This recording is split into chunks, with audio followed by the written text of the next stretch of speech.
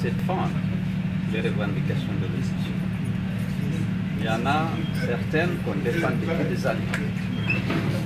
L'ouverture des enquêtes pour identifier les auteurs et commanditaires des crimes commis lors de nos manifestations pacifiques.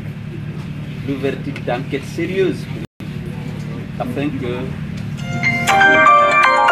d'indemnisation ou d'assistance à ceux qui ont perdu des proches, à ceux dont les biens ont été vandalisés ou détruits par les extrémistes du RPG avec la complicité des forces de défense et de sécurité. Nous avons également la mise en place d'une nouvelle CENI. Une nouvelle loi devait être adoptée. Ce n'est pas encore le cas. Nous avons l'audit et l'assainissement du fichier électoral, qui sont aussi des décisions consensuelles prises lors du dialogue d'octobre 2016, qui ne sont pas encore appliquées. Il y a la mise en place de la Haute Cour de justice, qui n'est pas encore en place. Tout cela, c'est une violation, c'est des violations de l'accord politique et parfois de la Constitution en ce qui concerne la Cour de justice. Donc nous allons essayer de défendre ça auprès du président de la République, qui, vous vous souviendrez bien, s'était engagé à la veille du dialogue d'octobre 2016 à se porter garant de l'application de toutes les décisions qui en seraient issues.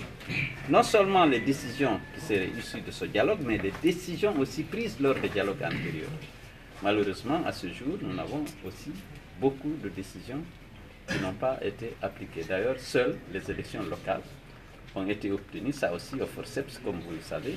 C'est à la suite des manifestations grandioses qu'on a été obligé d'organiser en août, en septembre et en octobre l'année dernière, qu'une date a été finalement obtenue.